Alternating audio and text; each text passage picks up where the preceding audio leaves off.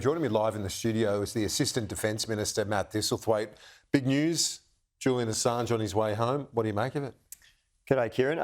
There's only a little bit I can say. Obviously, it's still subject to court proceedings, and I understand that Julian Assange is on his way to the United States, and there'll be further court proceedings. But the government's been pretty clear since we've been elected that the Prime Minister's reiterated on a number of occasions that we believe that matter's gone on for too long and should be brought to an end. And we'll wait and see what happens with the court proceedings. And the PM has made representations to the President down on these matters as well, that enough was enough, essentially. Yeah, the Prime Minister has been standing up for Australians, really. He stood up for Sean Turnell, he stood up for Chung Lei, and he has been advocating on behalf of Julian Assange, as has a number of government MPs and senators, as well as MPs and senators from other parties. We had that multi-partisan delegation that went to the United States that included Barnaby Joyce and members of the Greens and members of the government. So we'll wait and see.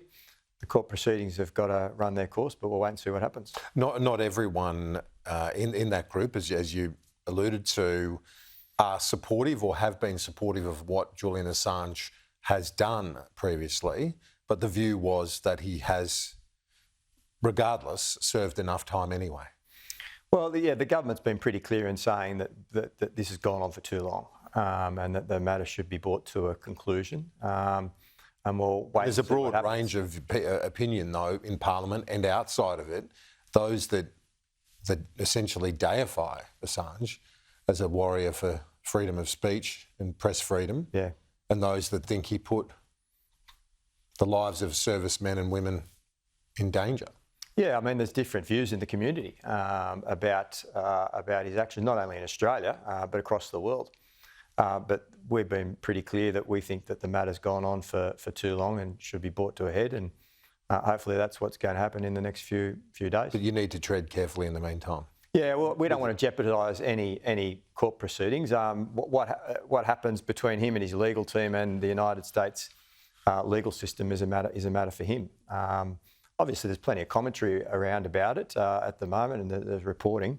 That's understandable, but certainly, as a minister in the government, we don't want to jeopardise any proceedings. Yeah, and it looks like the government taking every precaution with Stephen Smith on the High Commissioner to the UK on board that flight with Julian Assange as well. So wanting to make sure that he sees him returned home. Yeah, that's a role of a High Commissioner. The Australian government has been providing consular assistance to Julian Assange and his family, as we do for any other Australian that finds themselves in a situation where they're engaged with the legal system in another country. So Stephen Smith's doing his job and doing it well. On a few other matters, the nuclear debate. Let me start. I know you're Assistant Defence Minister. I'll ask you about the AUKUS questions that were put yesterday in Parliament. But what's been the reaction to this policy? Because the polling suggests that quite a few Australians are open to having this debate. Is that what you've heard from your constituents in Kingsford Smith? Well, my constituents are opposed to the policy because my constituents want strong action on climate change and they want it to occur now. The thing with the opposition's policy is you're not talking about nuclear energy coming online for another 15 years, and we simply don't have that time to wait.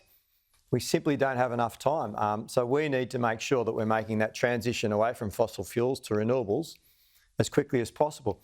And this government, when we were elected, we legislated the net zero guidelines and the plan, and we're meeting that, and we've got all the policies in place. So there's no cohort in your seat that has any support for this? Well, I've got to say, most of the email correspondence that I receive about it and the feedback that I get is that people aren't supportive of the proposal because it's too costly, it'll take too long, and it will mean that people's power bills will go up because we all know that nuclear energy is much more expensive to produce than renewables.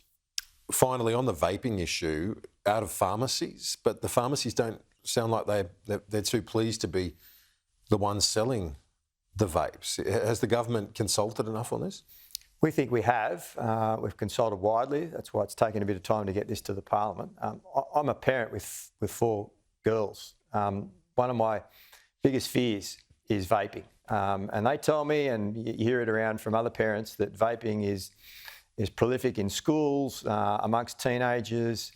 And we want to make sure that we're reducing that incidence of teenagers getting hooked on vapes and then, in some cases, moving to cigarettes. So the reforms that we're putting in place ensure that medical professionals are involved and that vapes really go back to their original intent, and that is a diversion from people smoking cigarettes and trying to quit. And that was backed by medicine and backed by science. We want to get back to that original intent.